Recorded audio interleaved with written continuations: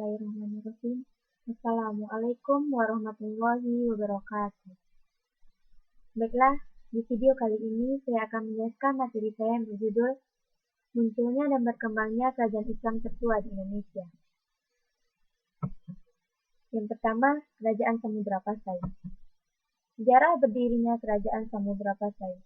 Samudra Pasai adalah kerajaan Islam yang terletak di pesisir pantai utara Sumatera, kurang lebih di sekitar kota Lok Sumawe, Aceh Utara, Provinsi Aceh, Indonesia. Berdasarkan berita Marco Polo 1292 dan Ibnu Battuta abad ke-13, pada tahun 1267 telah berdiri kerajaan Islam di Indonesia, yaitu Kerajaan Samudra Pasai. Hal ini juga dibuktikan dengan adanya batu nisan makam Sultan Malik As-Saleh. Raja pertama Samudra Pasai, berdasarkan hikayat Raja-Raja Pasai, diceritakan tentang pendirian Pasai oleh Maerasilo. Setelah sebelumnya ia menggantikan seorang raja yang bernama Sultan Malik Al-Nasir, Maerasilo ini sebelumnya berada pada suatu kawasan yang disebut dengan Cemerlangah. Kemudian setelah naik tahta bergelar Sultan Malik As-Saleh. Sejak abad ke-9 sampai ke-11 Masehi, berita-berita pelayaran dan geografi Arab juga telah menambah sumber-sumber sejarah. Hal ini membuktikan bahwa Islamisasi telah ada sebelum Kerajaan Samudra Pasai didirikan. Oleh karena itu, sejak abad ke-7 sampai ke-11 Masehi di daerah pesisir Selat Malaka, tumbuh komunitas-komunitas Muslim akibat Islamisasi. Perkembangan Kerajaan Samudra Pasai. Pemerintahan Kerajaan Samudra Pasai.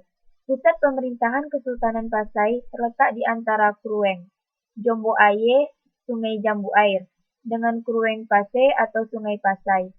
Aceh Utara menurut Ibnu Battuta menyebutkan bahwa kerajaan ini tidak memiliki benteng pertahanan dari batu, namun telah memagari kotanya dengan kayu.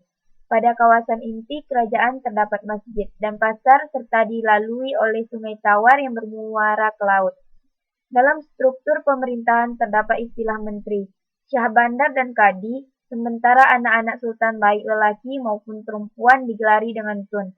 Begitu juga beberapa petinggi kerajaan. Kesultanan Pasai memiliki beberapa kerajaan bawahan dan penguasanya juga bergelar sultan. Kemajuan Kerajaan Samudra Pasai. Kemajuan Kerajaan Samudra Pasai pada masa puncak kejayaannya di sekitar awal abad ke-16 antara lain. 1. Perekonomian. Merupakan salah satu kemajuan Pasai dalam meraih kejayaannya, dan perekonomian Pasai telah terbantu dengan adanya perdagangan dan pelayaran, serta pajak dagang yang dikenakan bagi pedagang. Tercatat, selama abad 13 sampai awal abad 16, Samudra Pasai dikenal sebagai salah satu kota di wilayah Selat Malaka dengan bandar pelabuhan yang sangat sibuk. Bersamaan dengan Pidi, Pasai menjadi pusat perdagangan internasional dengan lada sebagai salah satu komoditas ekspor utama. Saat itu, Pasai diperkirakan mengekspor lada sekitar 8.000 sampai 10.000 bahara setiap tahunnya.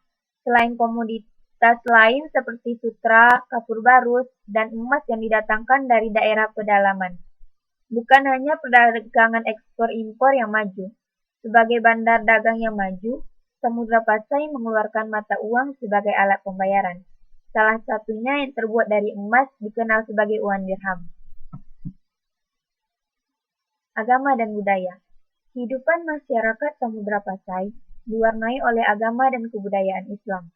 Pemerintahnya bersifat teokrasi atau berdasarkan ajaran Islam.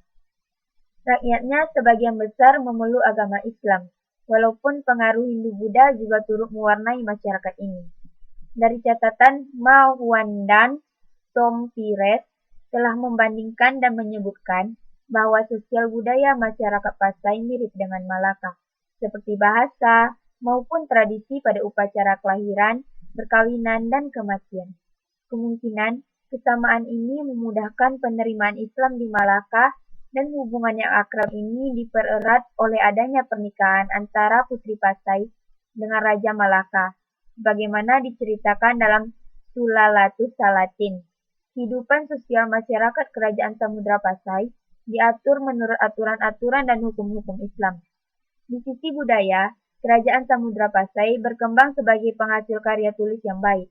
Beberapa orang berhasil memanfaatkan huruf Arab yang dibawa oleh agama Islam untuk menulis karya mereka dalam bahasa Melayu, yang kemudian disebut dengan bahasa Jawi dan hurufnya disebut Arab Jawi. Selain itu, juga berkembang ilmu tasawuf yang diterjemahkan ke dalam bahasa Melayu. Perdagangan internasional. Keterlibatan Pasai dengan jaringan perdagangan internasional tidak terlepas dari letak Kerajaan Samudra Pasai yang strategis untuk menjadi salah satu peserta dalam jaringan perdagangan internasional. Malaka sebagai pusat perdagangan internasional sudah dimulai sejak awal abad Masehi. Sejak masa prasejarah, Semenanjung Melayu telah mempunyai kedudukan penting dalam adanya jaringan perdagangan dengan menjadi jalur lalu lintas perdagangan internasional.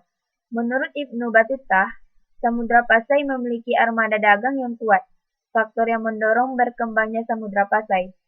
Letaknya strategis, melemahnya Kerajaan Sriwijaya, dan kekayaan alam yang melimpah. Runtuhnya Kerajaan Samudra Pasai. Runtuhnya kekuatan Kerajaan Pasai sangat berkaitan dengan perkembangan yang terjadi di luar Pasai, tetapi lebih dititik beratkan dalam kesatuan zona Selat Malaka. Walaupun Kerajaan Islam Pasai berhasil ditaklukkan oleh Sultan Asli Mugayyad Shah, peninggalan dari kerajaan kecil tersebut masih banyak dijumpai sampai saat ini di Aceh bagian utara. Diserang oleh Kerajaan Siam karena tidak adanya data sejarah yang lengkap, maka runtuhnya Kerajaan Samudra Pasai. Menjelang masa-masa akhir pemerintahan Kesultanan Pasai, terjadi beberapa pertikaian di Pasai yang mengakibatkan perang saudara. Sulalatus Salatin menceritakan, Sultan Pasai meminta bantuan kepada Sultan Malaka untuk meredam pemberontakan tersebut. Namun, Kesultanan Pasai sendiri akhirnya runtuh setelah ditaklukkan oleh Portugal tahun 1521 yang sebelumnya telah menaklukkan Malaka tahun 1511. Dan kemudian, tahun 1524, wilayah Pasai sudah menjadi bagian dari kedaulatan Kesultanan Aceh.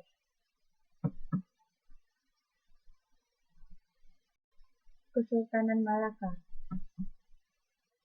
Letak geografis. Letak Kerajaan Malaka diperkirakan berada di Pulau Sumatera dan Semenanjung Malaka. Kerajaan ini beribu kota di Malaka, Malaysia. Dalam masa kejayaannya, Malaka mempunyai kontrol atas semenanjung tanah Melayu, Petani, Ligor, Kelantan, Terengganu, dan sebagainya. Daerah Kepulauan Riau, pesisir timur Sumatera bagian tengah, Brunei dan Sarawak, dan Tanjung Pura atau Kalimantan Barat. Kerajaan Malaka sekarang termasuk wilayah negara Malaysia, tetapi karena Malaka memainkan peranan penting dalam pertumbuhan kerajaan Islam di Indonesia, maka Kerajaan Malaka perlu dibahas dalam sejarah Islam di Indonesia. Malaka didirikan melalui 2 kali kekalahan dalam perang yang dialami oleh pendirinya Prameswara. Ia merupakan pangeran dari kerajaan Hindu, Sriwijaya yang menikah dengan seorang putri dari Majapahit dan kemudian harus turut serta dalam perang saudara yang terjadi di kerajaan Majapahit. Setelah pemimpinnya, Hayam Wuruk meninggal dunia, Prameswara yang kalah dalam perang akhirnya melarikan diri ke daerah yang kita kenal sekarang sebagai Singapura dan mendirikan sebuah kerajaan bernama Tumasik. Namun tak lama setelah berdiri, kerajaan ini diserang dan berhasil dikuasai oleh armada laut Majapahit. Untuk yang kedua kalinya, Prameswara kalah dalam peperangannya yang ia alami. Melihat kerajaannya hancur begitu saja, akhirnya Prameswara memutuskan melarikan diri dan mencari daerah sebagai harapan baru untuk kedua kalinya. Setelah mencari-cari, akhirnya Prameswara memutuskan untuk mendirikan sebuah kerajaan di daerah Semenanjung Malaya. Kerajaan ini dikenal sebagai Kerajaan Malaka. Dengan semangat baru, Prameswara kemudian berupaya untuk mengembangkan kerajaan dengan membangun sebuah pelabuhan sebagai pusat perdagangan, mengingat lokasi Kerajaan Malaka berada di lokasi yang strategis. Dari pelabuhan inilah harapan untuk Malaka yang jaya muncul. Pedagang dari bangsa-bangsa hebat pada masa itu seperti Gujarat, Arab, Tiongkok, dan sebagainya bermunculan di pelabuhan Malaka. Pembangunan pelabuhan inilah kemudian yang menjadi faktor utama kejayaan kerajaan Malaka. Bermunculan pedagang-pedagang dari Arab dan Gujarat dan notabene sebagian besar beragama Islam menyebabkan perekonomian kesultanan semakin baik dan agama Islam juga semakin kental di wilayah Kesultanan Malaka. Kuatnya pengaruh Islam di wilayah Kesultanan juga menyebabkan para mesuara memeluk Islam, mengganti namanya menjadi Iskandar Syah, dan kemudian menjadikan Malaka sebagai kesultanan kedua yang ada di Nusantara setelah Samudra Pasai. Masa kejayaan Kesultanan Malaka, salah satu bandar ramai di kawasan timur. Malaka juga ramai dikunjungi oleh para pedagang Islam. Lambat laun, agama ini mulai menyebar di Malaka. Dalam perkembangannya, raja pertama Malaka yaitu Prameswara akhirnya masuk Islam pada tahun 1414 Masehi. Dengan masuknya raja ke dalam agama Islam, maka Islam kemudian menjadi agama resmi di kerajaan Malaka sehingga banyaknya rakyat yang ikut masuk Islam. Selanjutnya, Malaka berkembang menjadi pusat perkembangan agama Islam di Asia Tenggara, hingga mencapai puncak kejayaan di masa pemerintahan Sultan Mansur Shah. Kebesaran Malaka ini berjalan seiring dengan perkembangan agama Islam. Malaka juga banyak memiliki tentara bayaran yang berasal dari Jawa.